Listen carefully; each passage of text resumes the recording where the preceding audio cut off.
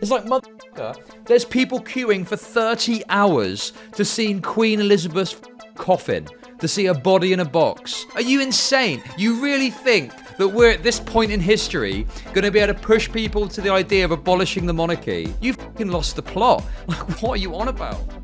So, yeah, you were saying the Queen was awesome. I've come to defend my honor is what I've come to do, Kevin. Okay. I just...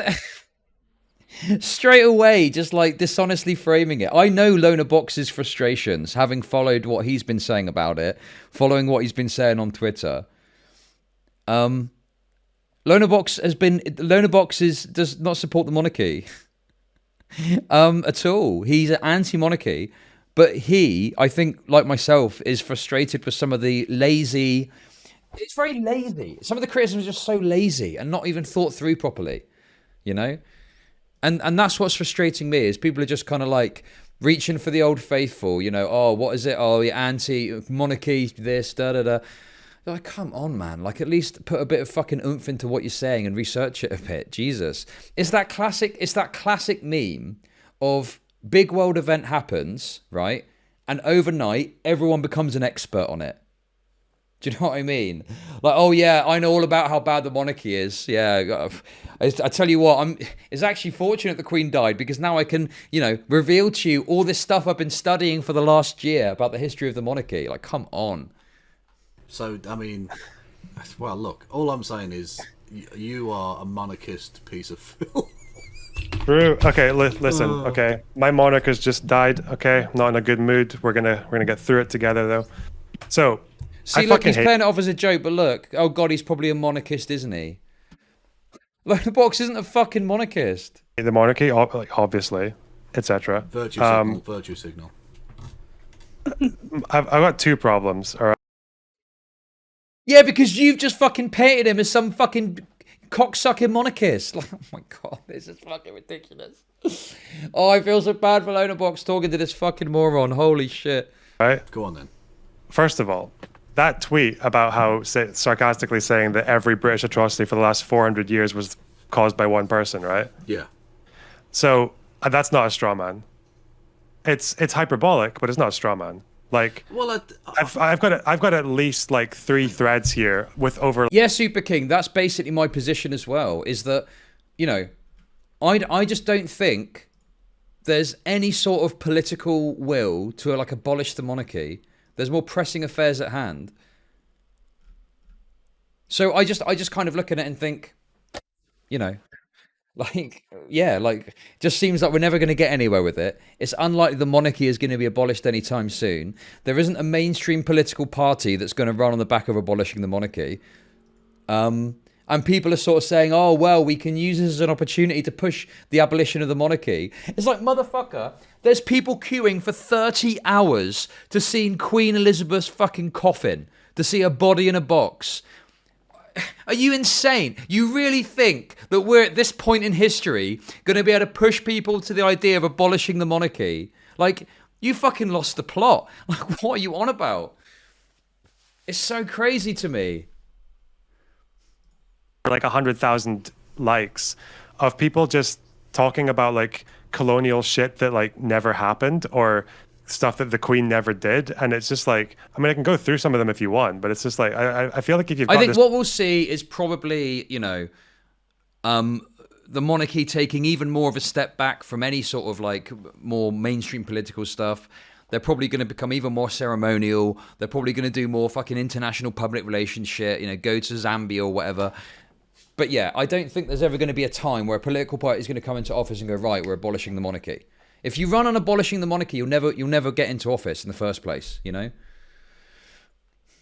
This really good opportunity to say, well, the Queen's dead. She's probably she's the last imperial monarch. We get to talk about British atrocities. That's all great. I love doing that. But then it's just like, it feels more like people are just... This is not a straw man.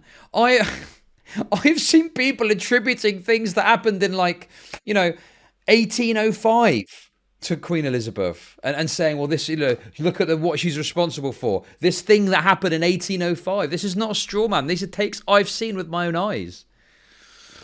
Kind of grabbing whatever half factoid they can to justify the fact that they're celebrating someone's death, and it just it's just weird.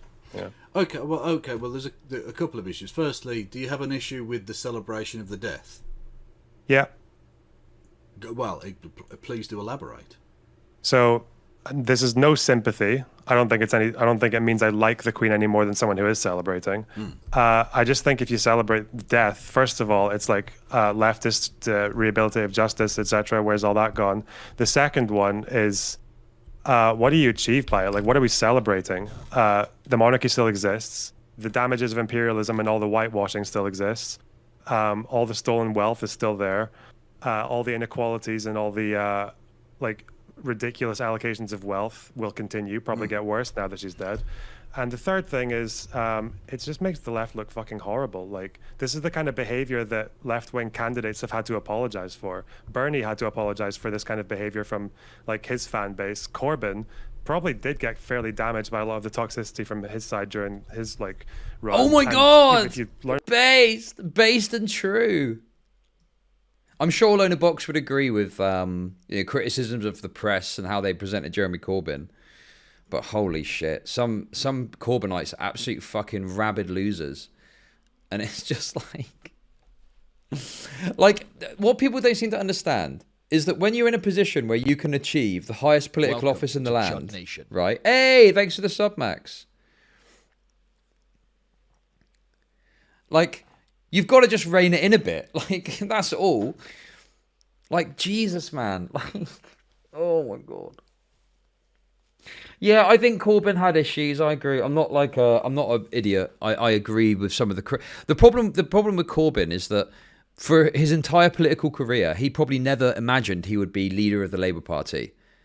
You know, but then the circumstances came about that he was leader of the Labour Party, and he unfortunately had, you know, a history of controversies, some genuinely controversial, some, you know, embellished by the press, and some created by the press out of thin air. The best example being, I mean, that was actually not a historical one, but when they said he was dancing on Remembrance Day. Do you remember that one? When they were like, oh, look, he's doing a jig on Remembrance Day, front page news, insanity. But yeah, I mean, he probably had no consideration for the fact that he was one day going to be leader of the Labour Party, you know, which led to him. He acted like a backbench rebel MP his entire life. You know. So yeah, I think that obviously there's definite substantive criticism you can make of Corbyn, which are fine. And I think some people are a bit short-sighted to pin it solely on the press. I think it does go beyond that. You know, like his pivoting on the Brexit thing was stupid in the 2019 election. But yeah, I mean, obviously, you know, if you're running for political office and people are able to point to large swaths of your following being fucking unhinged losers, that's going to be a problem for you, right? But, you know, you can't get people to behave themselves. Learn by example. Like, these people tried to lead by example.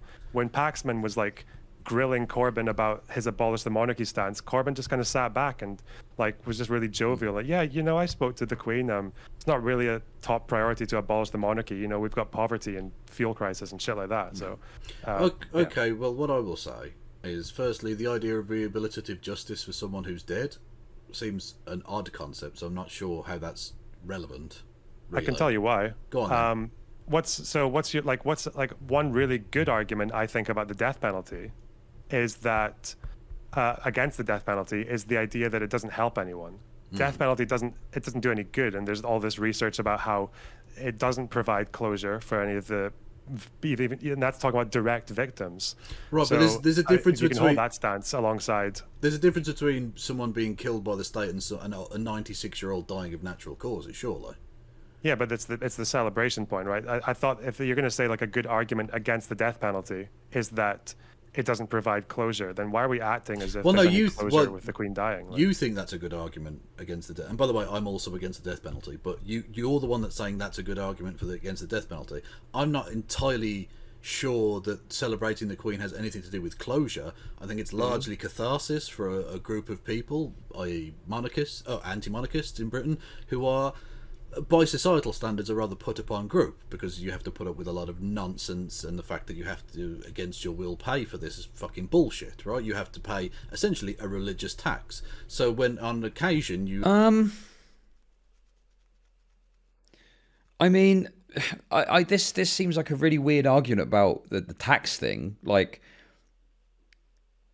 yeah, we pay for a lot of things which we probably would rather not, but we do it because the benefits that we get back from that are such that it doesn't really matter that we end up funding things that we don't like. And there's precedent, probably, I don't know what about the United States, but there's precedent set in the UK that, like, yeah, you cannot dictate, you know, where and how your tax money that you pay is spent. Like, it's up to the state to determine how that's distributed out. But yeah, you end up paying for a lot of things as a taxpayer that don't benefit you and you don't like. But then the benefits you do get back, the proposed thing is that exceeds what you would get if you'd spent that money yourself, broadly speaking. So as an example, I pay tax on, I don't know, some operation in the Middle East, some military operation in the Middle East that I don't agree with, right? Yeah. So that sucks. But then, you know, I went to the doctor on Monday, and for £20, well, I only paid for my prescription, which is about 20 quid. The consultation was free at the point of service. You know, I didn't have to like pay for anything then. Got some medication for 20 quid, which has helped me out, you know, for the prescription. So, you know, it's like, yeah, as much as I don't agree with the military operation that happened in the Middle East, I'd rather pay my taxes and benefit from, you know, a society that provides healthcare to me and others. Like, yeah, I don't know how this is an argument that they're a put upon group because you're paying taxes for something you don't support. Well, all of us pay in some way tax on something we don't support. Like, that's just the nature of the beast, unfortunately. Yeah, I do feel better. Yeah. Like when Prince Philip dies, or when the Queen dies, or something generally unfortunate happens to these group of very, very privileged bastards who will never hear your opinion said, you can just let off a bit of steam. It's got nothing to do with closure. Okay. I mean, like, I'm just saying then, if that's what like your gut reaction is, and it is like genuinely making you feel like really good about, like, well, not that's even, like, you like the appropriate response, like that's fine. It's not just even, that it's not if even you're gonna, it's not even good. It's just letting off some steam. It's like you're falling into something of the same trap as people who well, say, the thing is I accept that. Like, yeah, if you want to just let off some steam, like, you know, whatever. Like, but the problem is the way I've seen it presented is not that people are just letting off steam. It's like there's a moral justification for the celebration, and then that is often followed up by, oh, well, what about this thing and this thing and this thing and this thing? You know, basically, what about this time the Queen didn't apologise for something? And it's like, I don't know, it just seems very meagre to me, but yeah. like, well, what do riots achieve? Well, people don't riot to necessarily achieve anything. They're frustrated with the situation and they're letting off steam. It's a societal pressure valve. It's a letting off some steam in a situation that's pretty controlled. Like, no one's going around like attacking monarchs or anything. It's fine. It's some words on Twitter, which I don't see as particularly bad. Now, the optics point is true. It doesn't make the left look particularly great. But again, I sort of don't care that much. I'm not going to chastise anybody for it. I'm certainly doing it myself, if you look at the title of the fucking stream. I'm not here to necessarily make anything look good as such. Like, I'm not... Well, yeah, I mean, you know, if you look at someone like Owen Jones, from what I've seen, Owen Jones, who's a very prolific socialist kind of lefty voice, I think he's just been critical of like the closure of certain things, which I think's fair enough. That's legit, you know. Again, I think your concern is more so with the organisations than anything else, because the government has not enforced any of this. It's down to the individual organisations. But, you know, you don't see kind of Owen Jones going out there going, oh, yeah, F the Queen, da-da-da, because, you know, he's got a bit more sense and a bit more self-control. And what was funny as well is when Jeremy Corbyn issued a statement, which was a kind of, you know, rest in peace, the Queen, I like talking to you about jam, some people couldn't understand why he did that. And they almost felt betrayed by it. And it's like, with all of the controversy that Corbyn has had in his career with monarchist stuff, you really think he's going to come out and say, yeah, the Queen is a colonialist, I'm glad she's gone? Like, are you literally insane? Like, Jesus, man. You know, I just think that people really have got no conception of the fact that if you're a big, prolific figure that speaks earnestly about politics, you've got to have a bit of self-control and probably toe the line to a certain degree, so you don't end up looking really fucking awful. Actually a politician, I have no interest in running, so I don't care if people ask me questions like, well, you celebrated the death of the Queen. Well, okay, well, she would lay on a fucking throne of skulls from across the world. I don't really give a fuck. Like, I don't, like, the left is going to be made to look bad by the media regardless. Clarify as well, LonerBox, is your point specifically about... I mean, the thing is sure, the press is going to do, you know, somewhat going to make the left look bad, I agree. But don't give them rocket fuel then, you know? Don't just give them rocket fuel to pour on the fire. Like that person that tweeted out wishing an excruciating death. Like, maybe just have a bit of self-control and don't say absolutely insane shit. That you know, and say it earnestly. Like I say, a joke, a meme, whatever, I'm always on board with that, you know? And I think that if people do tell jokes and meme about it, and then people on the right get frustrated, it really contradicts their own position when it comes to comedy. So that's A-okay with me. But just being malicious and nasty just seems crazy to me. And then, you know, there's these moral justifications that come afterwards for it. So, yeah. Exactly, yeah. And people that don't give a damn, like, fine. Like, that's fine. Like, you don't have to. Like, no one is being forced to mourn, despite what people are trying to persist with this narrative. Yeah? You can literally just go about your day-to-day life without any sort of impact enforced by the state. Obviously, like I say, some businesses for some reason have decided to close. I mean, I don't know. I'm in actually an area of the country that's primarily kind of, it's quite an old demographic. It's a very conservative area. And it's just business as usual. It's really weird. Like these narratives that are being spun about how crazy it is over here. It's a bit like when rightoids talk about like the Muslim menace in the United Kingdom. I look out my window and I'm like, oh no, it doesn't seem so bad. Or even when I'm in London, you know, I'm like, oh, it seems, yeah. Like it literally doesn't even cross your mind. But obviously, you know, I'm sure London is a little bit crazy at the moment in certain areas. But even in London, I'm sure there's places you can go, probably the more kind of student demographics and the younger areas where it probably isn't going to be as monarchy heavy and monarchy focused. But yeah, people celebrating death in particular, or like you talk about things like jokes and stuff like that as well. Just no, I form I've got a very strict distinction. So memes and all that stuff, I think is. I miss some of the Premier League games. Well, that's because of the Premier League. Hey, LonerBox. Chud shoes have used their power for good. Monarcho social. LonerBox, you're right. I don't understand what's so difficult about this, right? The Queen should just determine what is good and what is bad, and then anything the government does that's good, she supports, and anything the government that does is bad, she stands against it. It's so easy. How are people complicating this so much? Fine. Again, I'm not saying she deserves any sympathy. Celebration is a little bit different though, because it's like, again, if people are, if like some random punter wants to like thinks it's letting off steam, I don't know how you can't let off steam just by memeing, but it's the celebration and the whole like, I hope like her last moments were like massive suffering, and then I'm going to back this up with like 7 different things that the British Empire never actually did. And it's then I'm just thinking, I don't know. Okay, well that's and if we're all public figures, you know, like to some degree or another, yeah. Okay, well I mean, the misinformation obviously is inexcusable. Because there's plenty of stuff the British Empire did do that the Queen at best looked the other way about, which is, so I think that's fine to criticise that person for doing that, and of course the various other awful things like. Okay, there's a difference between criticising someone for something and celebrating when they die, right?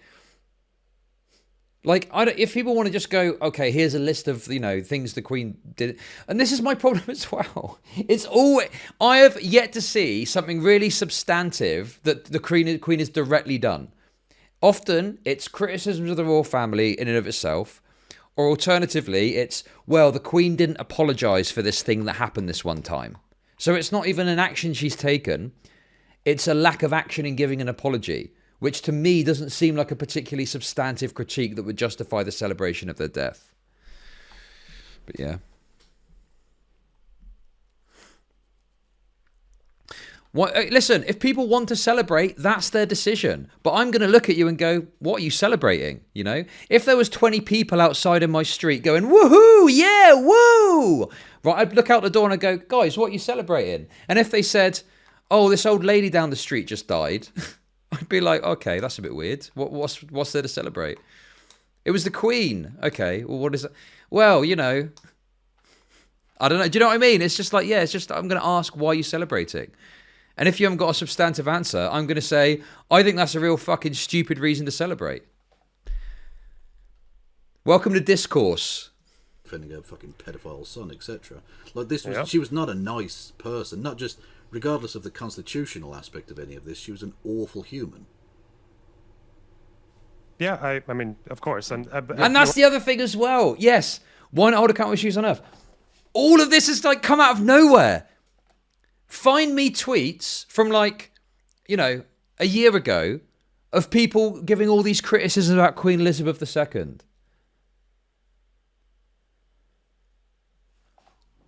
No one was fucking saying anything about her. No one fucking cared. The only fucking time people care, now she's dead, all of a sudden, it's the meme of something happens in the news and overnight everyone becomes an expert.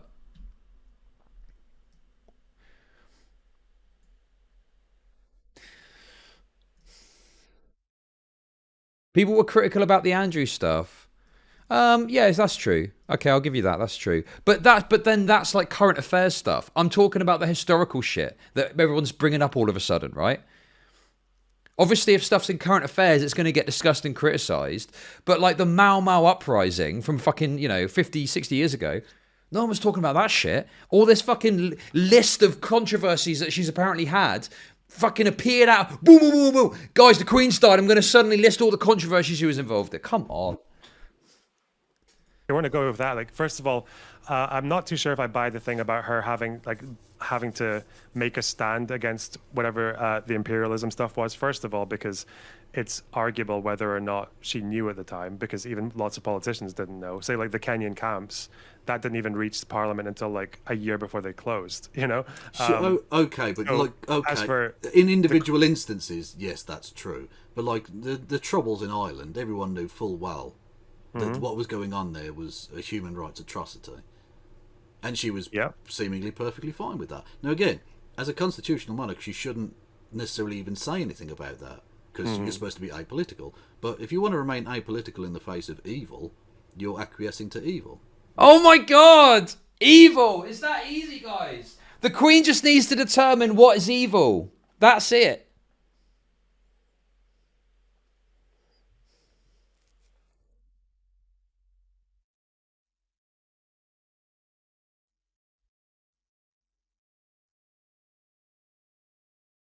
The Queen should just figure out what's evil and be against that.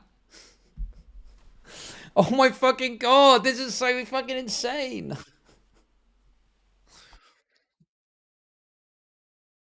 Makes you so not if you're really saying, a great deal better. Yeah, so the only way you get to make that argument is if you Yeah, say, the Queen should stay out of political affairs unless it's evil. Unless I think it's bad, then she should get involved. This is the fucking thing I was talking about. This is exactly what I was talking about when I fucking tweeted that thing out. like she should have abdicated and then just campaigned as a commoner, right? Because there's no world in which she's still the Queen and she takes a stand that's against the government. Because if she does that, it's like that. Then you're what, like pro-monarchy? Like just executive action is fine as long as it's in our favor. No, I don't buy that at all. Also, even if she does abdicate, we'll just whoever's next in line for the throne maintains the throne, right? She's got to take actual action to dissolve the monarchy, to to get that proper end, absolution again in the sense for the actual monarchy itself, right? Yeah, based. Is that no justice? Yeah. Also, again, the monarchy would... I mean, if your standard is like, oh, she should have just dissolved the monarchy, like, I mean, sure, yeah, I guess she could have done that. Like, I don't know. It just, to me, it just seems like, yeah, I'd be like fucking Giga Chad if a monarch did that. But I guess to me, it just seems like extremely far fetched that that's an outcome that we would expect. I don't know.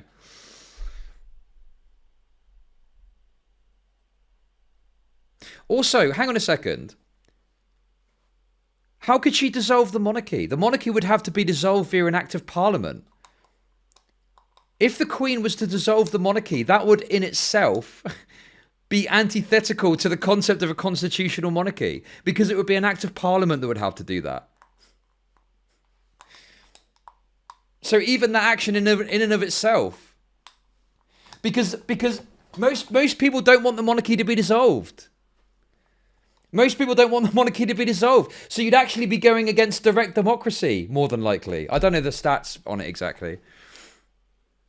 Jesus. Damn, that's actually not as good. That's actually not a good take at all. You'd be going against the very concept of a constitutional monarchy, because you'd be taking a political action that hasn't been agreed or hasn't been voted on or hasn't been accepted by Parliament. And more than likely, that would go against broadly what the people. Well, I suppose places like Ireland would probably be down with it. Some places in Scotland probably would. I don't know about Scotland so much. Wales, they're pretty pro-monarchy, I think. You'd have to have a referendum. You'd either have Parliament to put through an act to dissolve the monarchy, or you'd have to have a direct referendum to bring about that outcome. Damn. Would remain even if she had, abdicated and all the rest of it, and then the same criticism could then be made of whoever did stick around. So okay, here's the thing as well. Even with all that being said, putting that to one side, is there a mechanism in place with which the monarch could dissolve the monarchy? Is that something that can actually happen?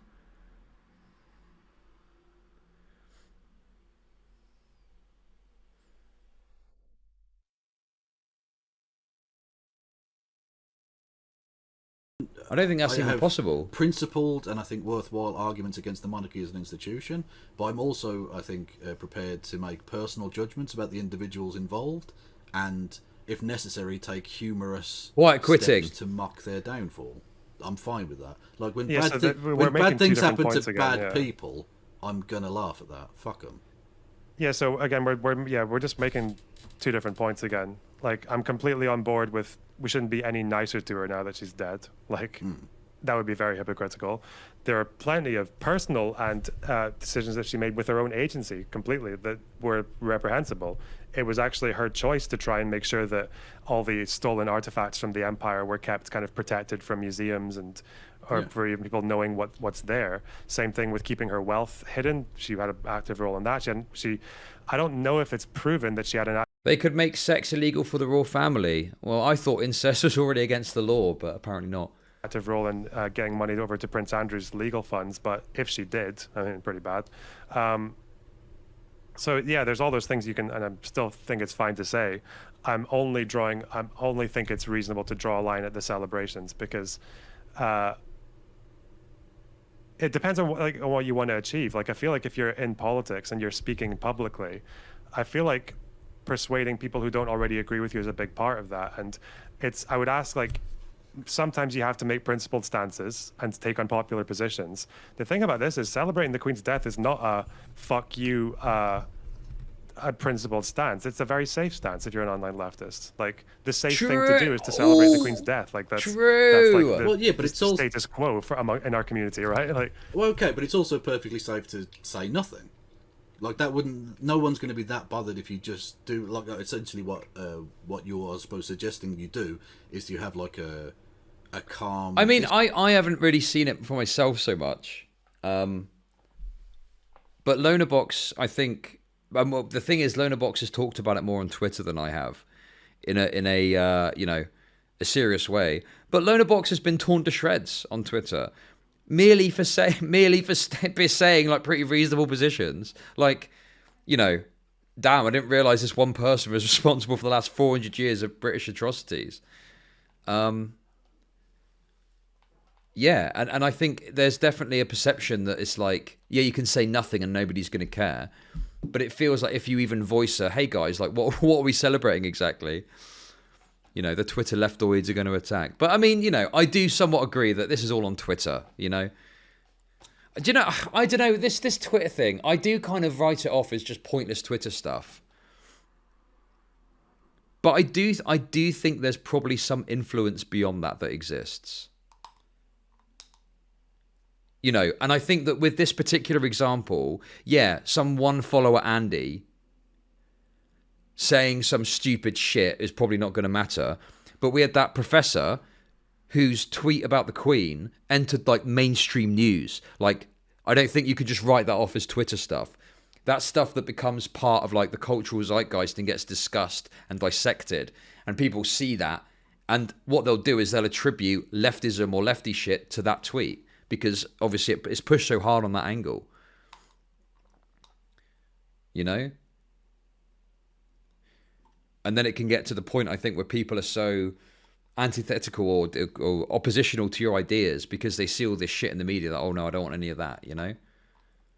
And the thing is if it's like some joke or something, it's one thing. But if you're like a professor of a university and you say this, yeah, that's a different story. And you say it earnestly, you're not joking, you know? Distance from it, like you're not necessarily celebrating it, but you're not like mourning or anything, that's also perfectly safe. Well, yeah, I wrestle weebs, exactly. It's like, you know, Twitter people still exist when they close their computer. Most of them are probably, you know, hanging out at their parents' house in the suburbs or at their, you know, fucking wealthy college studying whatever bullshit course they're studying, you know? So they still exist. And I think that this trend you're seeing will probably start to influence things more as these people grow up. I don't know. I mean, if you think about it, like, racism is based... No. Racism has become less, you know, acceptable over time, right? Like, just, I mean, just explicit racism. And I think that is definitely something that's been influenced by this kind of culture that you see online, you know? I don't know, man.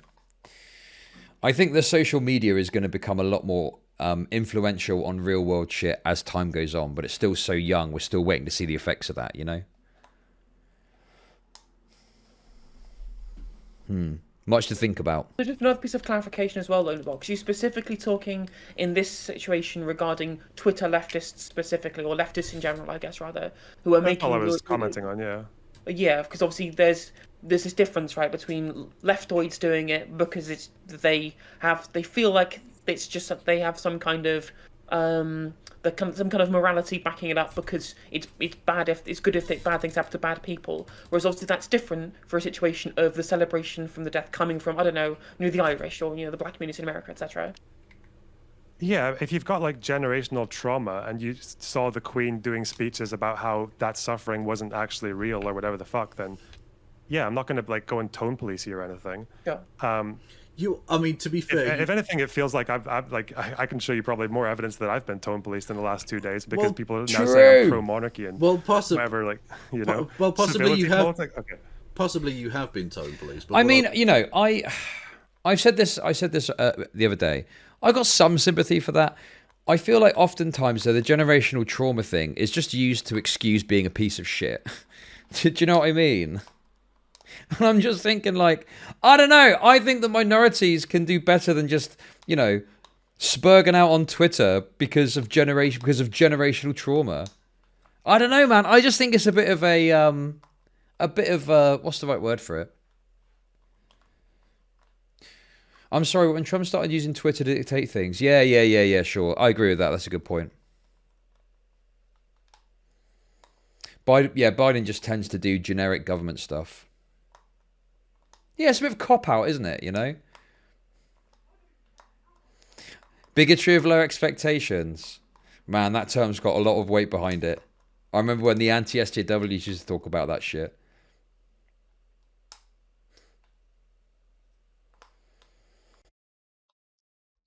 But sure, I mean, I think that, you know... And also, the other thing I think as well is, like, it's applied just to anyone, you know?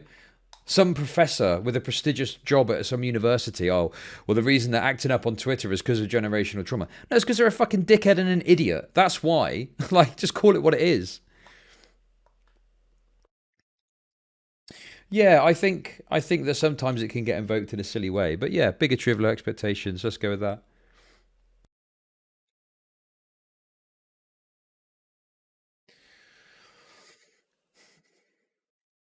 would suggest is that you're also doing tone policing. In Yeah, essence, I think you're doing I a think kind of civility politics thing, right? I don't even know if that's necessarily like.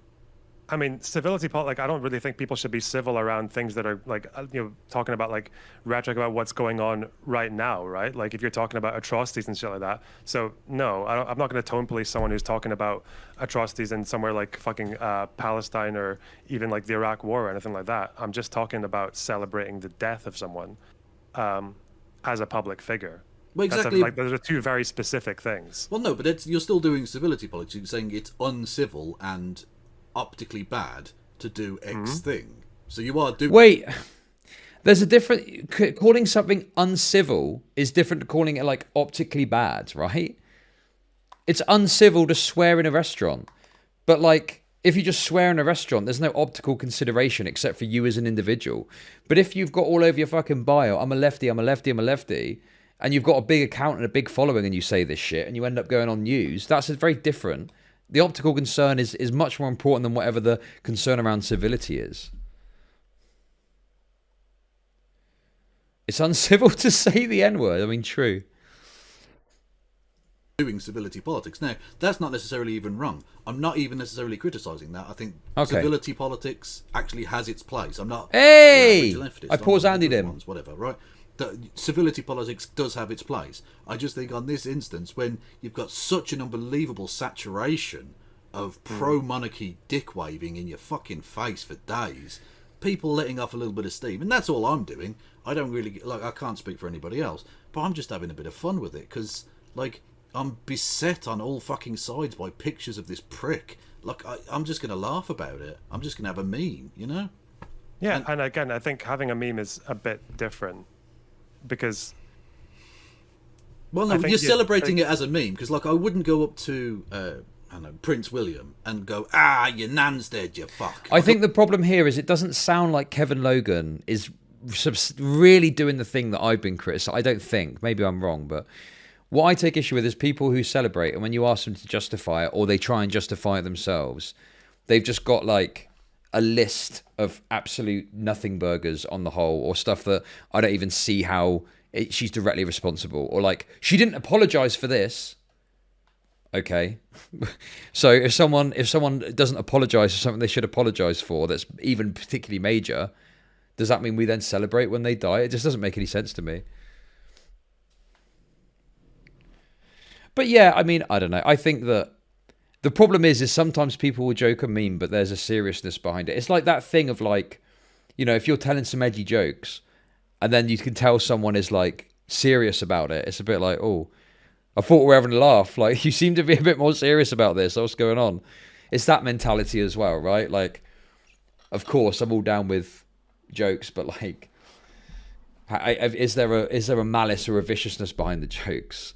I wouldn't do that. That would be rude. Why not? That would be cruel. What would you say to like someone about my size or any of our sizes who was doing that?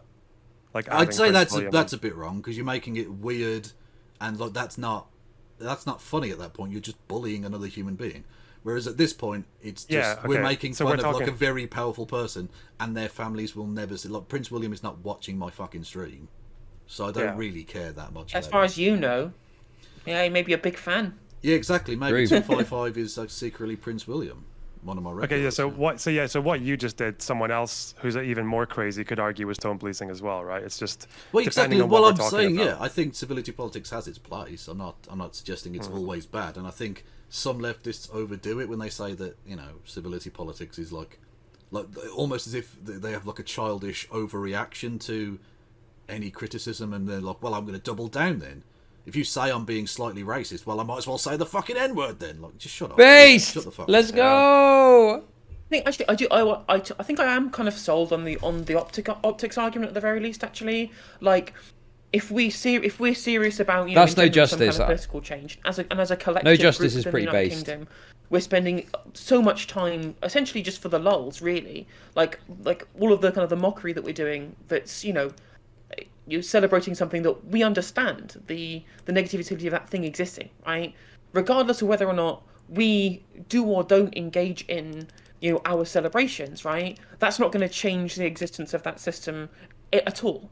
But what it will do is hamper our own ability to be able to agitate for effective change by turning people away who might have certain different ideas about something like the royal family, at least right now, right? Like, obviously, even if people are sold on the idea of democracy, like every classical liberal in the world right now, or not everyone, but loads of them, they're all coming out being super pro-monarchy, despite the fact when classical liberals are literally supposed to be the people who were, manning the guillotines in the French Revolution, right?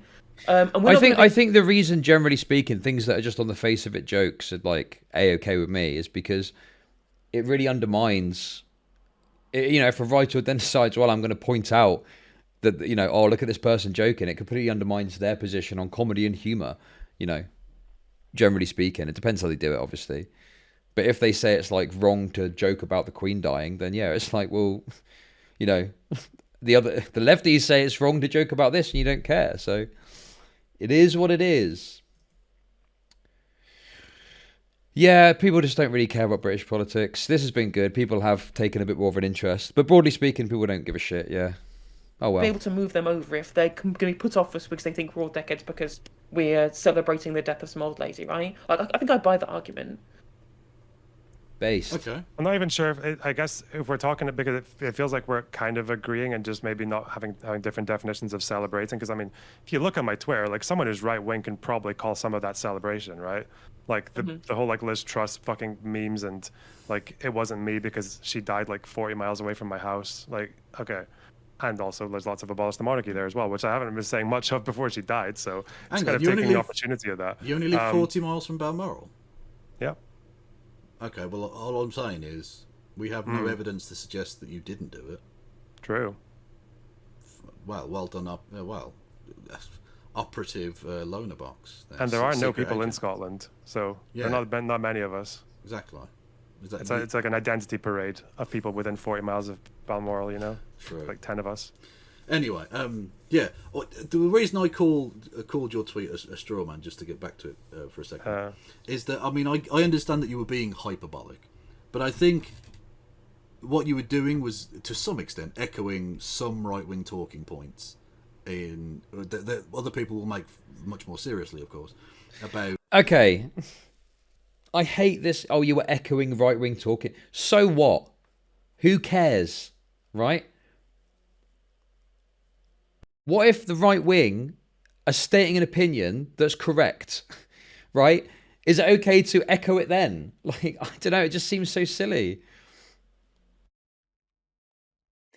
He just got webbed. True.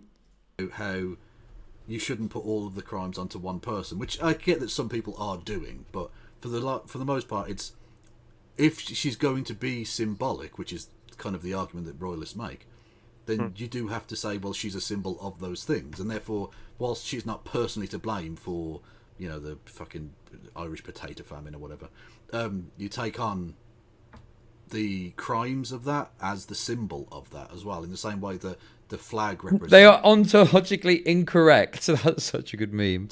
That certain thing. And the fact that the armed forces that do those things do directly pay oath to her directly, not to the nation or a constitution, but to her.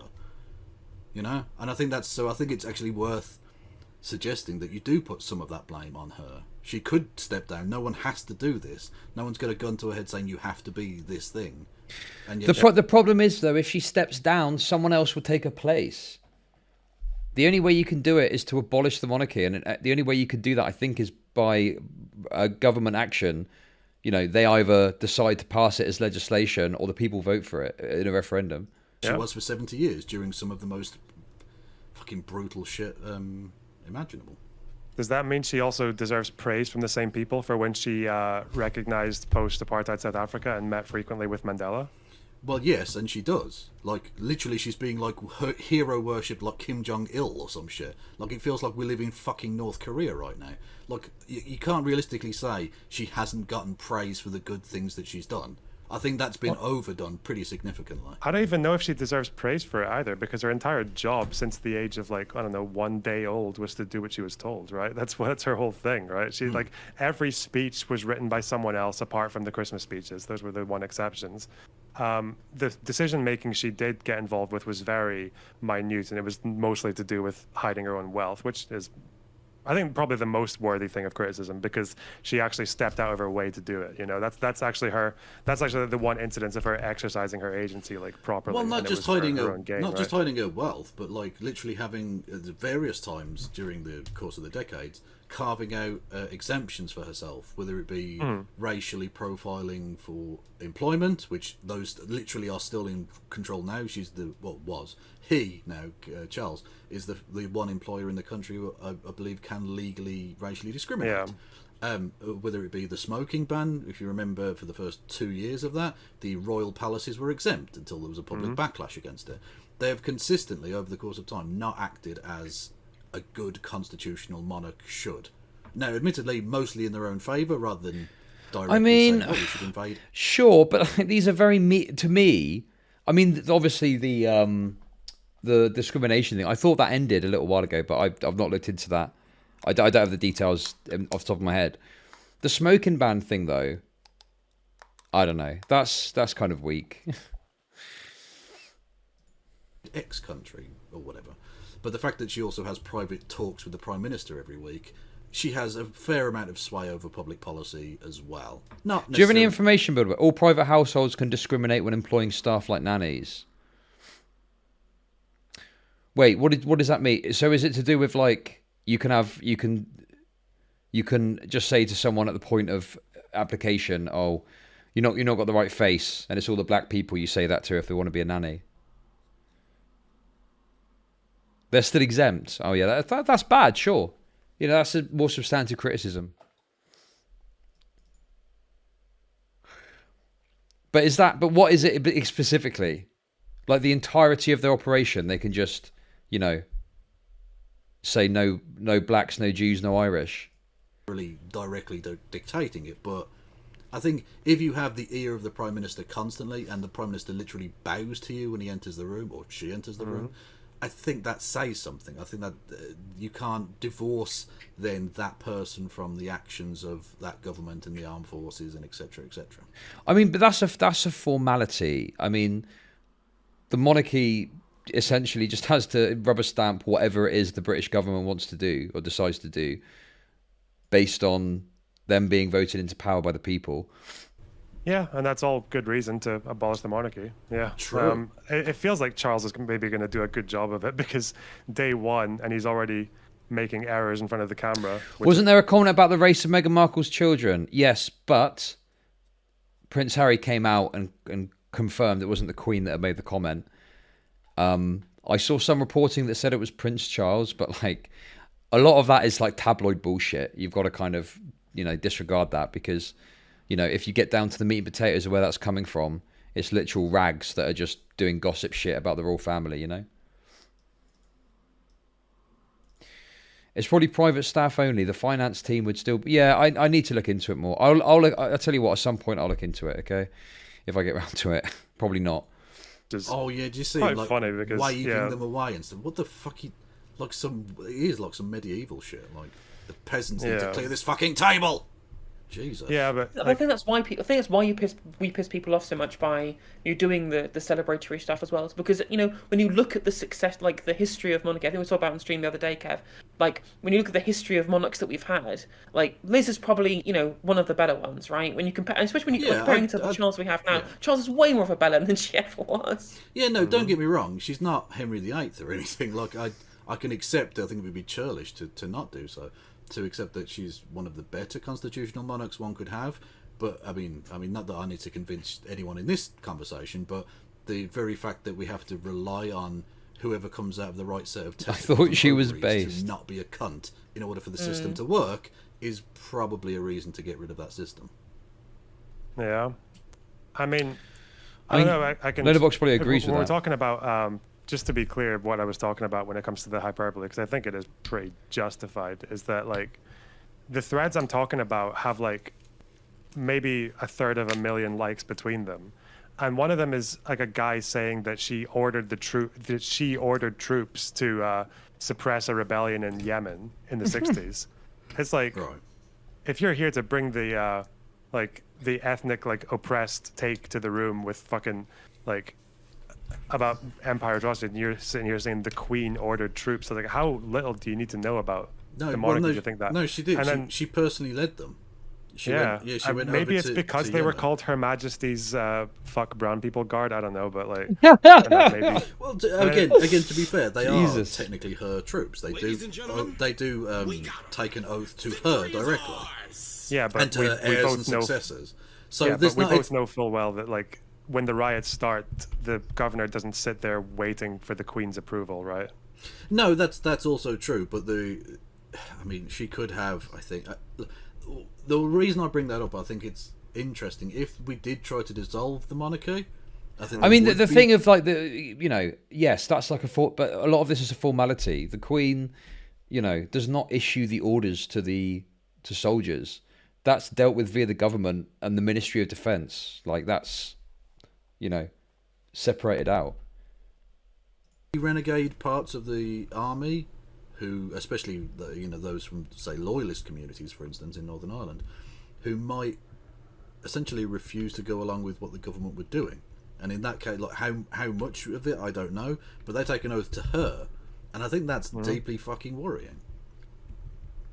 You think we'd have a coup attempt from the military if I monarchy was don't know. I don't know if we'd have a significant enough percentage of the army to make that a possibility. But I think we'd definitely have rogue elements that would take up orange terror type tactics at the very least. Well, that's the thing. It's like if you're a progressive, abolish the monarchy is already like stage 20, right? Of all the things that need to be done to the United Kingdom. Yeah. And Well, exactly. when you're at that stage, that's probably a stage where abolishing the monarchy is so popular that whoever does it is not going to be afraid of losing the next election. It's going to have that kind of level of mandate. That's why it's really difficult to reform something like the House of Lords as well, because as much as it's such an obvious slam dunk to say you shouldn't have these unelected pricks making these decisions, it's so low down on the overall priority list that why would governments waste political capital doing it? Basically. Yeah. I mean, even Tories will say that. Like George Osborne said that Lords should go just in term 4 or some shit. Yeah, exactly. It's when you've got nothing else left to do that you go, the Lords probably do that, I reckon. Yeah. Because we can go... Fuck, sorry. I was talking to Lance yesterday and he'd read a thread about how... the Queen, like one of the Queen's atrocities was to talk about how the UK's principle of self-determination was upheld in the Falklands, because there's this thread here that says they're actually called the Malvinas Islands and they're wrongly named Falklands by the UK. So I guess there was just like a tanky thread who wants the Falklands to be should have been taken over by the fucking murdering fascist junta of Argentina in the 80s. Yeah, that was really true. That was really fucking cringe. To be fair, I think. I mean, it's difficult because of the saber rattling on both sides, and this was not at all what we meant to talk about. But the Falklands, I mean, realistically, I think there's a pretty decent argument for some sort of dual sovereignty type thing, which would calm that situation down. No, there isn't. The people of the Falklands don't like British rule. They like it how it is. There was a referendum on this in 2013, and there was a voter turnout of 92%. And I think literally all but three people, voted to remain a part of us. Like, there's no argument for it. The people want what they want, which is to remain as it is. Because obviously we need to protect the British citizens who live there, but realistically, I mean, it's right next to Argentina. Why the fuck do we have these islands? And it's clearly like a source of diplomatic issue with us. We could do the same thing with Gibraltar, with Spain. Again, it would calm things down. Your neoliberal talking points are tiresome. What neoliberal talking points are you on about?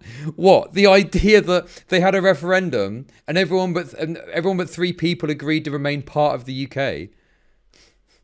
What? How is that neoliberal? That's like a direct democracy thing. Without threatening the rights of any British citizens, but it doesn't. That's a completely different issue. That's stage 1,000,000 of the plan. Yeah, because if you've ever seen the Falklands, it's not just that they're British. They are insanely British. They're the most chronically British people on earth. That's the thing. The further away you get from let's say I don't know the British Isles, the more crazy they become about it. Mainly because of the detachment. I think it would be easy to let go of the Malvinas or Gibraltar. Like no one, like the British government could just do it. So they're like, fuck that noise, no. When they had the referendum in Gibraltar, like 96% or whatever, like Robert Mugabe numbers, but it was a fair election, you know. It was 3 people who voted no. 3 people. So it's not. And even presumably like, they were doing it for the lols, I reckon. yeah. I don't know. I feel like because people just have this heuristic where they think, oh, British colony all the way in South America, that must be like there's no press. Yeah, imagine being for self-determination and cultural preservation and saying the Falkland Islanders should give it up to Argentina. Yeah, I know, right? Indigenous minority that still lives there. There is the penguins. Like the penguins. Yeah, there are the penguins. Yeah. Yeah, and they're mixed race. They're black and white. So True. fact. Oh god, there's someone else. There's a 270k like tweet here saying that she oversaw the concentration camps in Kenya. What was this about Vosh's take on the Falklands?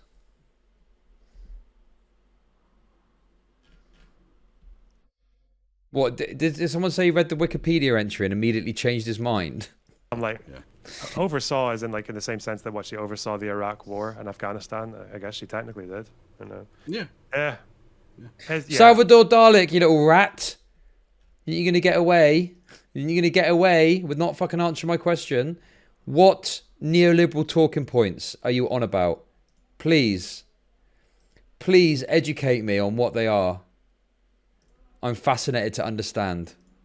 Fuck, I don't know. I hate these No, I people. don't have time to What do you think VC. about, I want to get to the Sneeko video next. what do you think about the tweet of the, I guess this is a big contentious one, the professor who said she hopes she suffers like all the pain of the millions of people she genocided or whatever. Remember that tweet? Oh yeah, the one. Yeah, it's the weirdly named college which I'd never heard of before. Yeah, Carnegie Mellon. Carnegie Mellon. Never heard of it. But anyway, Yeah. yeah, that was I a think bit. it was. a bit I think it was weird, worth it just so that we managed to be able to pin all of the rightoids on their free speech, like Well, that's anti-censorship thing, right? Well, I think when that- they just go, hang on a minute. The Joe Lycett thing did that as well, perfectly. Yeah, True. like you can't be, oh, you're all snowflakes, and then a comedian makes a joke, and the fucking front page of the Daily Mail is this comedian told a joke on the telly, prick. This was more kind of a corollary to the kind of the Kathleen Stock stuff, where there's literally this whole thing about people engaging in quote unquote wrong think and then losing their tenure as a professor, right? And then suddenly the rightoids have completely changed tack on it. Neocolonialism is not cool. You must agree. What the fuck are you on about? But obviously, I think again, it's more within her. So on a serious note, I think in her case, it is genuinely more a case of someone who is part of the oppressed minority of the British Empire at the end of the day, right? So whether you think that it's in poor form or not, I mean, there's plenty of different opinions about that. You can at least understand where. Hang on a second. She's like a fucking university. She's a professor at university. What the fuck is this take?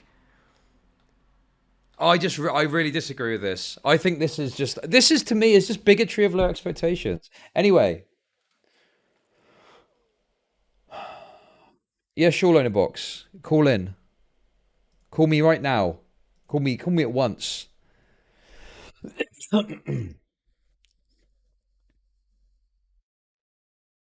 I can call you. Are you flexing on me?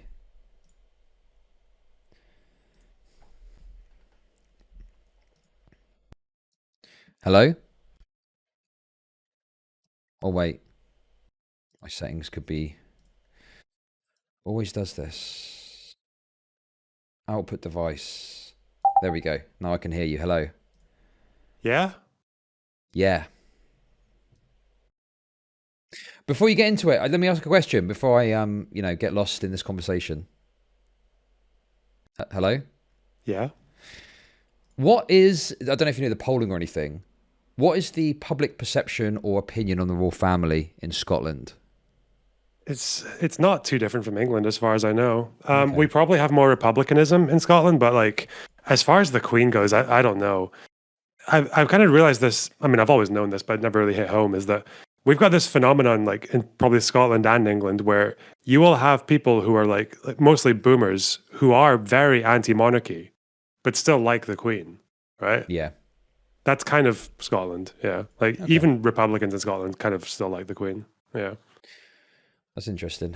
There's the one thing about the whole thing about the Queen using soft power. sometimes just like not really standing up, but saying enough that people know where she stands on an issue. So with Scotland, she did say something like, she was asked what her thoughts were on the independence referendum, and she just said something like, "Oh, I think you should think very hard about the future," and everyone knew that was a signal to vote no, because that was the no talking point. But yeah, things like that. That's maybe the one point of resentment, I think. Yeah, of course, yeah, and I know that there's quite a popular movement to what is it? Scottish independence movement still exists, right? I mean, that's the SNP's whole gig, isn't it? Yep, still hovering around 45% in polls, I think. Yeah, as far as I know.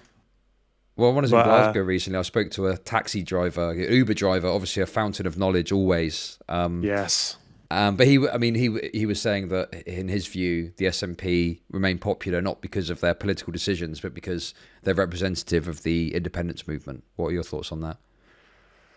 It's kind of true. I think Scottish nationalists are a bit more right wing than people like to let on, but they're happy to accept all the left wing politics of the SNP because they're the Independence Party. I think that's very true. I refuse to believe that there's something magical about Scotland that has like just fucking geezers in the street chanting refugees are welcome here, while England like is the complete opposite. So I think that's a lot to do with just like, well, it's part of the whole we're not like England, so we'll just do it anyway. Yeah, because obviously, people talk about Scotland being this social democrat paradise, but then when you go there, my perception is it's quite similar in terms of like social perspectives to England. Yeah, generally. we have a lot of progressive policies. We've got like free dental care until the age of 26, free bus travel until 21. Sturgeon is going to put in a rent freeze that lasts until March for the cost of living crisis. Free. I think we're one of the first countries in the world to have free sanitary products for women. Yeah, but we also have like 8 million times more drug deaths than any other country in Europe, and massive poverty in parts of Glasgow and otherwise. So yeah, it's kind of weird. I think a lot of people just kind of go along with the social democratic stuff because because it's pro-independence. But I don't really know where that would go post-independence. Okay. Anyway, what did you want to call in? What's going on? Oh yeah, people in your chat are playing a fucking game of who can have the most fucking stupid, like reductive team sports bullshit takes. So the Falklands is like the least offensive kind of imperialism that has ever happened anywhere by anyone. If you think there's the only rationale for giving Argentina any level of sovereignty over the Falklands is that they're a bit closer. Like, which isn't even, they're 1,500 miles away from the Falklands. Like, it's not even the greatest proximity argument. It's not as if like people comparing it to Crimea. No one lived in the Falklands before the British went there, apart from fucking penguins. Crimea is like, there's a Russian majority there because they purged a bunch of fucking Tatars and then like killed a bunch of Ukrainians as well. And that's why they're a part. That's the difference there, okay? Like the Falklands didn't belong to anyone before anyone went there. Now it belongs to the people who live there. They already have like autonomous government. They're quite self-sufficient, and yeah, like 3 of them voted to not be part of the UK anymore. If you're going to make that argument that like Argentina has any say over what happens in the Falklands, then you might as well say that Britain gets to fucking huff and puff about the Faroe Islands and they should get dual ownership with fucking Denmark, or like Canada can start crying and take Greenland from Denmark. But like, no, this is not really. You're just doing imperialism for other people. Believe it or not, like any country that can do imperialism will. It's not just the UK. Like, fucking idiots. Yeah, sure. I mean, I'm no expert on the Falklands. I remember it, obviously, like I think it was a lesson at school or something. But yeah, I mean, my understanding is, there's people that are there, they want it the way it is. So I don't really understand this dual sovereignty argument. Like, who wants this? Well, Argentina want it. Well, yeah, of course they do. They want more territory, right? Presumably. Like, but doesn't mean they deserve it. I don't know. It just seems silly to me. I mean, when Argentina invaded the Falklands, they were under the rule of a fascist military junta that was running for concentration camps. There's like stories about how the stadium where they held the World Cup in was so close to the torture chambers that they were just like the rationale was just that the only reason people didn't know they were there was because the screams of the crowd covered up the screams from the victims. Like, I'm like, okay. But that's what happens though, is the default was like, I don't even blame Lance or Vosh for this, especially like, but it's like, if you don't know, there's always just there's this heuristic, this default position, which is like, well, Britain, it must have been bad, right? Or like, especially versus like a South American country. Whereas, no, like other countries do imperialism as well when they can, and that's Argentina. Like, I don't know what it's weird because Argentinians are like, I think they're fairly progressive compared to most of Latin America. I might be wrong about that, but they still like hate the UK because of the Falklands. It's really weird. No, that's interesting. Yeah, I mean, I think that this is one of those situations where, like you say, it's just the default position. Someone in chat said, I don't know how true this is, that Vosh basically immediately changed his mind just by reading the Wikipedia page. I don't know if you saw his coverage. Yeah, he did. I don't actually fault him for that because that's actually all you need. You need nothing like to justify the Falklands. I mean, fuck the Argentinians for doing that as well, because like Thatcher was 1 point ahead in the polls before the Falklands, and after she was 25 points ahead in the space of 10 weeks. Like, she got re-elected because of the Falklands. That's interesting. I do wonder how many people associate Falklands with Thatcher and therefore see it as a bad thing, right? Like, but really the criticism is more so that she was able to utilize it to garner support for a re-election, right? Yeah, and the Labour Party knew that as well. Like, there was a small left-wing contingent that tried to say like, "Oh no, British imperialism, soy," but it was such a bad selling point that I guess like when all the celebrations for the Falklands came, it was just like the Labour politicians were just like, "Yeah, this is fucked. We're not getting out of this one." Yeah, we're done. Yeah, I mean there are some people who say that Thatcher like would have just like owed her like all of her terms to the Falklands. I've heard that take, which is serious like Argentinian copium, but like I think that was quite typical for Thatcher. I think the first re-election was owed to the Falklands. I think the second one was owed to the IRA bombings. So yeah. Well, yeah, it's like, you know, because someone said in chat, but Thatcher's policies weren't like that popular really. You know, it's really only because of that war that she got re-elected. Like, there wasn't this mass support for her, you know, policy of nationalizing everything she could get her hands on. Privatizing everything she could get her hands on. Yeah. I mean, in her first 2 years, she tanked. She was like double digits below. But then, yeah, the Falklands. Like, I've maybe find you a graph of the polling report before and after the Falklands. It's one of the funniest things. Like, here, I'll send it to you in Discord. Sure. Here, there you go. Okay, let's have a look.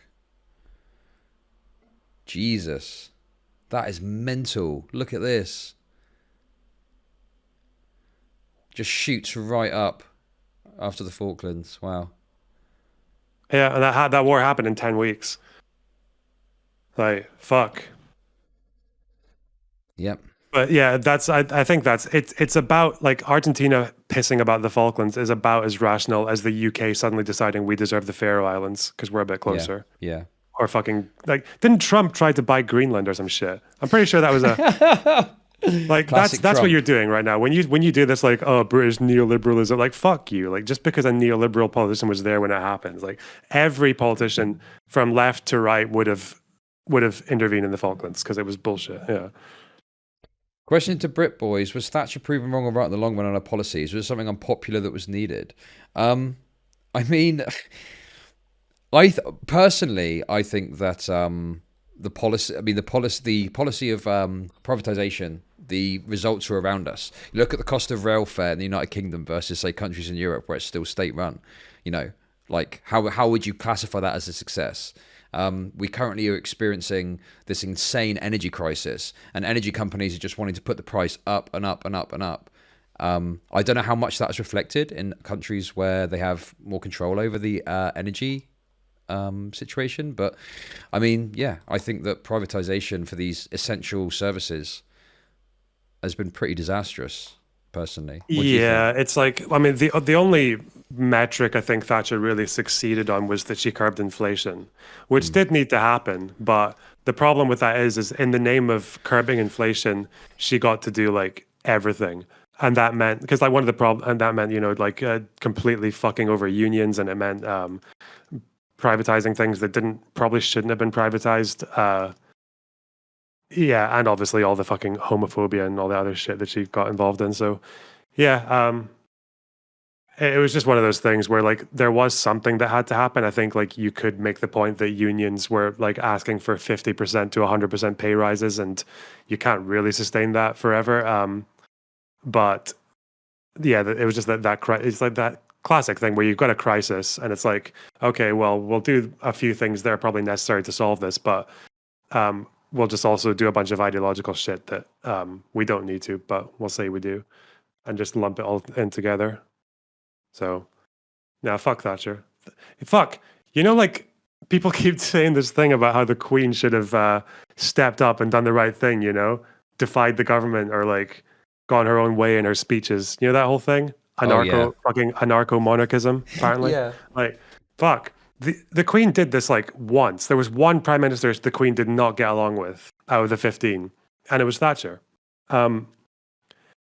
But it was all like very subtle. Like, so in like 1979, she went to a Commonwealth meeting in Zambia that Thatcher advised her not to go to. And I think maybe the reason Thatcher advised her not to go to it because it was at that meeting where they set the motion in to grant South Rhodesian independence and to condemn apartheid. Like, but the Queen was told not to go to that meeting, and she did anyway. Wow. To support Zimbabwe's independence. And in the 80s, there was that really famous falling out between Thatcher and the Queen because the UK was the only Commonwealth country that didn't put sanctions on South Africa. And the Queen apparently fell out with Thatcher in this meeting over South Africa. And that was the only time the Queen has ever threatened to cancel the weekly meetings. That's really interesting, yeah. And I think, I mean, it is funny how people have got this perception of, oh, well, the Queen should just decide what is good and what is bad. And the thing is as well, the other problem is it's not taken into account that there's people from other political persuasions that are going to view what is good and bad very differently. Not even Nazis. I'm not talking about Nazis even, right? Like right-wingers are going to have a very different perception on what is good and what is bad. So, it just is it's that kind of self-centered concept of, well, I know what's good and I know what's bad, and the Queen should just follow that.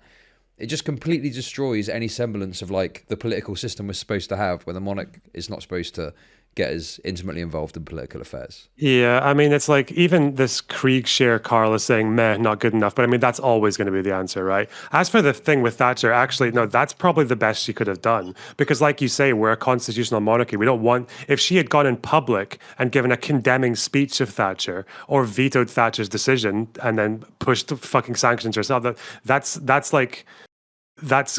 dictatorship you're asking for, right? Like she did, like the point was it was all just hearsay. The thing with the Queen was like I think she's a bit smarter than people gave her credit for here. Is like she did like just enough to let the public know her stance on apartheid without abusing her power.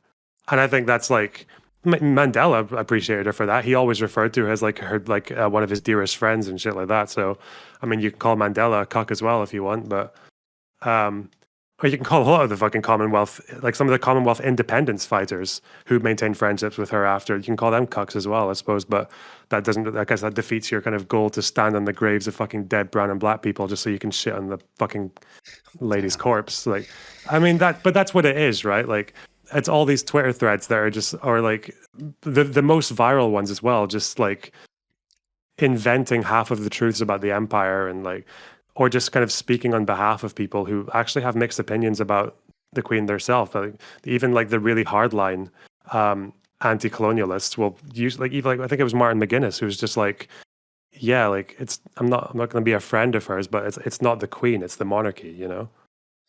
Well, this is the other thing as well, is like, because I'm thinking if we want to celebrate someone dying, they must have done something terrible for us to justify this. And then you ask for the justification, well, why? And sometimes it's things like, she didn't apologize for this once. And it's like, she's not even done anything. She just hasn't done something that maybe she should have done.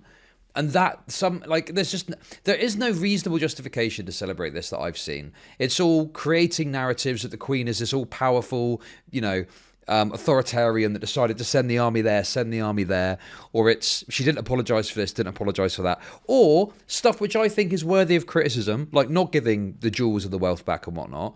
But even that, I don't understand why we then celebrate. It just seems like very shallow, and we're just looking for whatever we can to justify shitty behavior, essentially. So yeah. I mean, here's the hot take, though, right? Like, fuck me. Oh god, I'm gonna piss off so many of you. Like the jewels of like the crown, right? If that goes back, it's not going back to the indigenous fucking traumatized people of India or whatever. It's gonna go into fucking Modi's bathroom or like fucking because. But I mean, I still think it should be returned. Obviously, it's whatever. But like when people talk about what was the other thing with the apology, it's like I don't even know if these people know, but like even in the case of Ireland, or like after every Commonwealth country was became independent, you know, the Queen would go there and she gave a speech about acknowledgement and reconciliation and mending the wounds and all that shit. In India, she did like that happened, and even with Ireland, like you can see the video of her shaking shaking hands with Martin McGuinness, a fucking IRA leader from the Troubles, like shaking hands with him, and he gave her a fucking tour around his old jail cell, like his British jail cell that was like technically under her name. Like this, a lot of this, and you can see her laying down the wreath for all the dead Republicans from the Troubles. Like this kind of like acknowledgement did happen. It's just that the criticism is that it was acknowledgement without apology. It was like peace and reconciliation, but no apology. But the problem there is that like if the Queen apologizes to Ireland or to Ghana or to fucking Kenya, then the problem is that after that, that's kind of setting the tone for reparations, which should happen, but I don't think they should be dictated by the monarch. Yeah, exactly. All of this stuff should be led by the elected government. They decide what's what. We've put them in the position of power to make the decision, you know. Yeah, I don't know. It just seems like everyone has got this perception of they want an absolute monarchy when it suits them or when it agrees with them. And that seems like not an anti-monarchy position at all. Sometimes it seems like some people think the monarch ought to have this kind of, you know, moral fiber that gives them the justification to be in that position, that they can decide what is good and what is bad. You know, like the philosopher king. Like that's the kind of concept they seem to want to have of a monarch. But I don't know. I just think I'm happy with the monarch in a ceremonial role, probably the best we're going to get, with minimal impact on, you know, broader politics. But yeah, it's like the thing with like most of the domestic policy criticisms of her, as far as I can see, are just like very valid. Even with Andrew, like she donated like 2 million out of his 12 million settlement, which was directed to victims charities and all that shit. I'm like, yeah, I mean, okay, you're a mother, but come on, like Prince Andrew and shit. Like, so yeah, like there, and then all the fucking royal exemptions and all that shit. Like, yeah, there's so much room for criticism there. Which is the problem is that's just not as sexy as someone going and saying that I have generational trauma and I wish her excruciating pain and shit like that. Yeah, I don't know. Yeah, well, here's one thing I thought that has been talked about a lot. LonerBox, why do you care so much? It's just people saying stupid shit on Twitter. Who cares? It's not though, is it? It's gone into the mainstream, these stories. It's also the fact that fuck me, like it's American high profile content creators, you know, Hassan and shit like that. I mean, I don't know if you know, but like the Queen's popularity was at 80%, more than 80% before she died. Like Republicans in the UK, like fucking boomer hardline abolish the monarchy people they like the Queen. And I'm just like, I think that whole thing with people saying that she should have used her power for good is just a lot of leftists like showing their hands a little bit.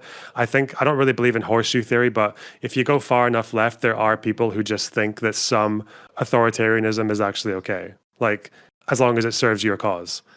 And I think that's why it's like, what kind of advocate do you want to be?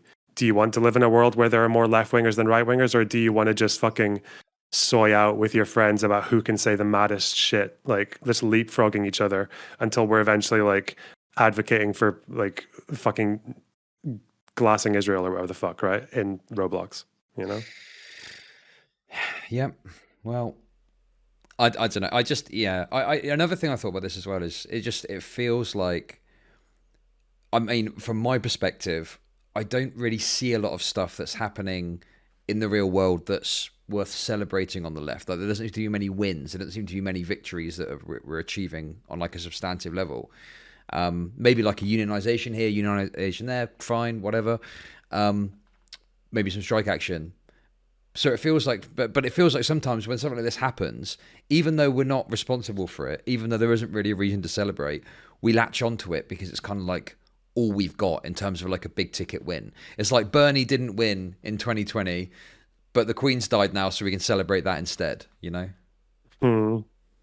Yeah, and fuck, like, I mean, I don't know why people, like, how people could watch Bernie apologizing for like the toxicity of his supporters, the first politician in American history to ever do that, and then his followers just to be like, the media forced him to do that. There's nothing wrong with us. That's all a stitch up. Like, we're just gonna keep on fucking talking about raping Elizabeth Warren or whatever the fuck they were doing. Like, it's just, I don't know. Fuck, like, there's a yeah. I have a lot of like optimism, I guess, for the left. Like, the young are going to be like they're going to be more left wing than the older people. Like, and that's going to continue. So that's a good thing. But fuck me, like, if you want to speed up that process, you could really do with taking a few tips from like our political representatives. You know, I mean, what was Yeah, I of going to say? course. Fuck, never mind. Yeah, you know, like, I think that Corbyn got this when the Queen died. Like, he probably was genuine, but like, people seem surprised that he didn't tweet out, "Fuck the Queen, abolish the monarchy, end colonialism now." And it's like, do you have any idea like how public perception works? You know, like, you can't just say whatever any insane unhinged shit you want. You have to be considerate of how you're perceived and what people think of you if you're in that level of position and power. You know, but I mean, did you see the tone policing he got for that? yeah, it was Oh yeah, crazy, and not it hard was enough, Jeremy. Yeah, it was crazy, and it wasn't even like, it was just like it's something I expected him to say. Like, of course he's going to say something like that, you know. But yeah, I think, because I mean, Jeremy Corbyn, despite being anti-monarchist, probably knows, particularly from being head of the Labour Party, that there just is not the political will to abolish the monarchy, and it's an absolute non-starter. You know, the monarchy has probably largely in the UK got overwhelming support, so, you know, even just tweeting out "abolish the monarchy" is like pointless. It's the UK equivalent of "abolish the CIA," right? It's the same sort of level of, you know, political expectation of like just insanely, like, it's not going to happen. Like, what are you thinking? You know? Yeah, I mean, I've been really happy to see like Novara Media and like Owen Jones and all that, like, because like those guys can be quite spicy sometimes, but like they know when to be, right. Yeah. Like, even fucking Bastani, who's got like some pretty fucking like wild takes when it comes to colonialism sometimes. Like, I think he's actually a bit irresponsible with sources sometimes, but like I mean, even he was like talking about like the Queen's like transition from empire to state and like some of her accomplishments. I'm just like, yeah, like um these these are the guys who know how to handle the public, and I'm just like, fuck, you know, take some fucking notes. But I think one thing that is worth celebrating is that, like, Charles is absolutely going to fuck the monarchy. He's just so bad. Like, oh god, fucking troll human. Like, after them, like 3 decades of the firm trying to rehabilitate him after Princess Diana, and he comes out like spends the next 2 days in front of the cameras like, this. Oh, what do Yeah. you do? You are a plumber. What on earth is that? Yeah, there's all the videos I've seen of him. He's just like the opposite of he's like not personable. You know, he just comes across as very aloof and very above it all. You know, kind of like 180 from what the Queen presented when she was in public, you know. So yeah. I mean, that just shows you, though, right? Like, the fact that she got on for 70 years and Charles in day 2 like fucks up that like, yeah. Yeah. Okay, mate. He's yeah. Wow. All right. Oh, sorry. Was there anything else you wanted to talk about, or was that it? No, I think this discourse is so funny though. Holy shit. Are Yeah, you I going to mean, do any yeah. more monarch debates? Because I feel like they're in fucking strong supply now. Possibly, yeah. I mean, my thing that I've noted is like, I think that there's some things that are happening that are a bit weird with like this period of mourning, but people are, you know, acting like it's some sort of top-down state-enforced thing, and it's not. It's often people making their own decisions, like a business going, we're going to close, or the bank holiday causing disruption, from what I've seen anyway. And also, I mean, yeah, so go on. the BBC have been pretty top down, like compared to Diana's funeral, which I guess it happened suddenly. Like it was very, like that was very organic compared to this. I mean, they've been planning this for a really long time, and like there is like a very good point of discourse now for like everyone who spoke about thought police and the woke mob and all that, watching people get arrested for holding up abolish the monarchy signs. Because they're trying to have it both ways, right? They're trying to make it taxpayer funded. We're going to take over all the fucking TV space. We're going to like shut down Parliament, but also you have to treat this with the same respect that you would the funeral of a private citizen. And I'm like, no, like you're making it our problem. Yeah, sure. I mean, I think, you know, I don't like this idea. Well, from looking into it, my perception is that the police are essentially doing what they're doing, not because they don't like what's being said, but because they're worried about public disorder. But even with that being said, yeah, I think that even if they're short-handed, what with the funeral and stuff coming up, yeah, I think you shouldn't be restricting people's speech because you're worried about public disorder. You should find a way to manage that situation, and allow people to say things which are even, you know, disruptive or offensive, you know? So yeah, it's disappointing to see that there's some heavy-handed policing happening.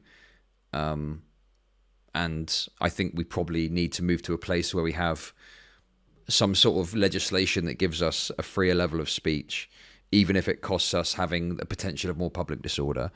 But as much as some lefties are now calling for that, I mean, I don't know if they would want the results of that, because that's going to mean, you know, things which they would find offensive would also probably be protected speech. But I think that's important to... I feel like there's kind of two fronts. There's one in that like we need a fucking First Amendment. Like it's so bad. But I guess the other thing is like the anti-protest bill is I don't think there's any way a left winger could have defended that. Like, and it's coming in handy right now because I think a lot of the arrests are probably made possible because of that bill, right? No, that's not what's going. That's not. No, it's all public order stuff. Oh, all right. Or what Public Order Act.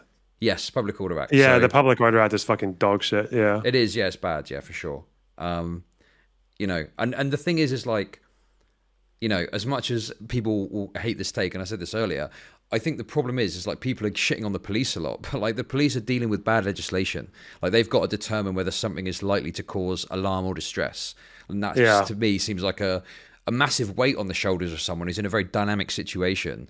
You know, and it's going to lead to heavy-handed policing, where people are probably taken out of situations and censored somewhat when they shouldn't be.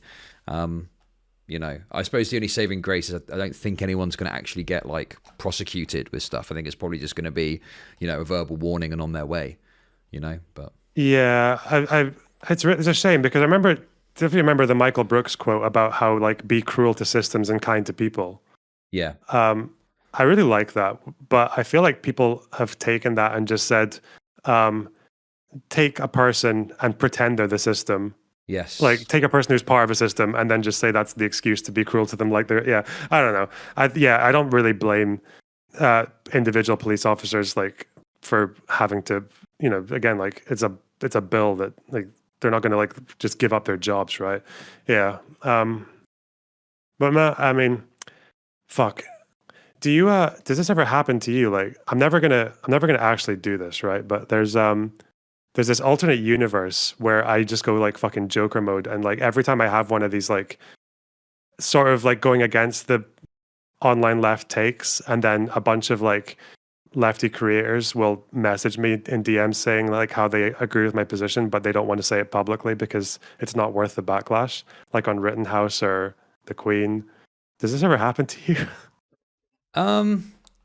Well, the thing is, mate, to be honest with you, right, you're punching above your weight, right? I'm sat here with hundreds of viewers, and I'm not getting any of the controversy, and I'm looking at you, you know, and you know, I'm thinking you're like a smaller streamer, somewhat, and you're getting all the controversy. I'm like, where's the controversy for me? I want the fucking controversy, but you're the one in the fucking thick of it, getting all the shit. And I think it's because you post about it more on Twitter, and I don't really bother. you know? Shall we snoop around for some 2v2 debates on the Queen? Yeah, sure. We should definitely set something up. But generally I don't get those messages. But yeah, I mean, probably has happened at some point, and I think it's kind of telling, isn't it, that like I don't really. I mean, some people might say it's cowardly or something, but it's like no, the backlash you can get can be pretty severe, and it can be pretty shitty to deal with, right? Like you've been in the thick of it with this Queen stuff, and you could probably attest to the fact that you just get all these random shitters giving you shit for like no real reason and saying positions you don't hold, right? Yeah, it's just. I guess it's just depending on what. Like, I guess for a lot of people, it's just not worth it. Like, if you've got a job to do, and it's a lot of minutia sometimes, but nah. Fucking. What do you think of Smugbug? Smugbug, I think arguably is because of me. So this is going to be interesting. I spoke to him first ages ago, and then he decided to start streaming. I don't know how much of it was to do with me. But I'd say he's from my community. I don't like taking ownership of people, but I think probably that is the case. Anyway, the point I'm making is I like Smugbug. I think he's a funny guy. I've had a few disagreements with him. Yeah. What do you think of this thumbnail that he's making for? Because I spoke to him about the monarchy, and he's fucking. Let me have a look. I agree. I agree. By the way, I think he's a massive crack. That's really funny. You can put that on your screen if you want. Okay. I'll show it. Let's have a look. It's pretty special. Look at this. The rare LonerBox Pepe. That's so good. I love it. Look at that. But yeah, no. I think Smugbug's, I think he's probably someone I would look to as thinking, yeah, you're going to come into Twitch politics and, cause a bit of a fuss and get some good content out there. I think we're sorely lacking for people that are going to do that, I don't know if you've, been on many panels recently, but it's kind of dead, the panel scene. And it used to be thriving just like, 6-8 months ago? Yeah, it's really sad. I don't know if going on YouTube is going to make that any better, but yeah, I think definitely, because there's a lot of fucking crazy people on YouTube. I was on a Stardust YouTube panel last week, and there was a fucking like a BNP guy, a guy. Well, he's at a party called I can't remember what party he's in, but it's like a BNP spinoff, and there was like a left wing pro Russia conspiracy theorist, and they were like, yeah, that was a really funny little panel. I need more of that. Yeah, definitely. I got an invite to go on a panel about the Queen, but I had to decline because every panel I've been on, it's just everyone's kind of got the same take, and there isn't like you need someone to come on and just go crazy and give crazy takes, and that's what brings the content, But it seems like, yeah. What was the fucking Queen panel? 4 people on a panel talking about the Queen. Do I have any takes? And I just said I'm not really doing panels at the moment because, my audience tends to switch off because it's not normally that interesting. Why? I don't know. I just thought I really want to do a Queen panel somewhere. I just think it's a really interesting debate because it's I think it's just like I like things that are very like multidisciplinary. So if it's like a Queen panel, you get to do like constitutional politics, you get to do colonial history, you get to do disinformation, you get to do like optics, you get to do authoritarianism, apparently, anarcho-monarchism, you get to cover so many things. And I was like, yeah, fuck, that's like, I just like those discussions. Sure, well, I'll drop the host a message and let them know you might be interested, so. Cool. Tell you what, I'm going to let you go now, though. I'm eating into your stream, but before I go, would you like to have a short moment of silence for our brave defender of the realm? Not really, no. I'm going to do that. Right, wait. Be really brief, all right? Really brief. Okay, go on. 5 seconds. All right, so I'll start now. I fucked your mum. Oh my God. That was a sneaky little move, wasn't it? That was a sneaky little move at the end. Liz in a box. It's Liz in a box. It's Liz in a box, yeah. It's the Queen in a box. Right, guys. Okay, I feel like I'm done with this debate. Oh, and I've got to watch Where all of comes it. from and that- Sorry, I know my title is I'm watching the Mr. Beard thing. I will watch the Mr. Beard thing, okay? I'm sorry, I've misled you. That's been the title for 40 minutes. I apologise. It makes it far more justifiable than what leftoids are doing, right? Yeah, Let's speed it yeah, up. Like she did say my family, but I don't even know where she's from or which generation she's talking about. But for somebody who's like also a professor with a blue check mark, I'm like, yeah. I think, I mean, I What's your understand. But I'm take? not going to like necessarily criticize anyone for maybe sounding off a little bit. But I think if you are, I don't know, a person in a position of authority like that, I think it's probably best to try and tone it down a little bit. Which I know, again, it's Based. just, it's civility, politics, tone policing. I know. But I think, if you want to be in that kind of position, you've got to be a bit more sensible, I think. Yeah, it's not. It's I don't know. It feels weird to use the term tone policing as well because I feel like tone policing would be more that if the tone that you were using had some kind of purpose, I guess. But it's the fact that you gain nothing from it. Like, Oh apart no, from she whatever, got crazy. She got publicity, man. Think of the clout. She did get publicity. She got a lot of likes Yeah. and then got banned from Twitter or got deleted tweet. Yeah, exactly. Yeah. Well, look, the rough with the smooth. If she was on the right, she could turn that to her advantage and say she'd been silenced by the cancel woke mob or whatever and make millions. But there we go. Okay. Any more? You got anything else, or is your pro monarchy arc? Will that carry on now, or? You know what? No, I was gonna. I don't know. I don't have a joke for that. But It's okay. No, it's okay. I know you're in a period. Just- You're in a just- period of mourning. It's fine. just the tanky tone policing. You know, they're just they're coming for me. Oh well, you fuck the tank. You're only anti-monarch if you're literally drooling over her grave and blaming her for fucking I don't even know like Yes. True. Unless like, you are Okay. Henry VIII Okay. executions. Like, yeah. unless you are planning to masturbate. Unless you are were... Oh, he's going to do to the... the funeral. Are you really anti-monarchy? Think about it, baby. Yeah. I don't know. I really, I've heard like some of the pro monarchy takes are like, oh god, they're kind of worse, right? Like Tucker Carlson saying the only the only atrocity the British Empire did was against white people in South Yeah, Africa. exactly. Like, Yeah, oh, God. Oh my god, did yeah, Tucker just Carlson the white say ones. that? The brown What ones the won't be fuck? genocide because they're not really people. So checkmate. Checkmate. Someone babes. click that. Yeah, You know- clip it. And Anyway, is that it? I think we're kind of done with this. There's only 3 minutes left. I always feel bad not watching the whole thing, so it is what it is, though. Listen, I've got to crack on.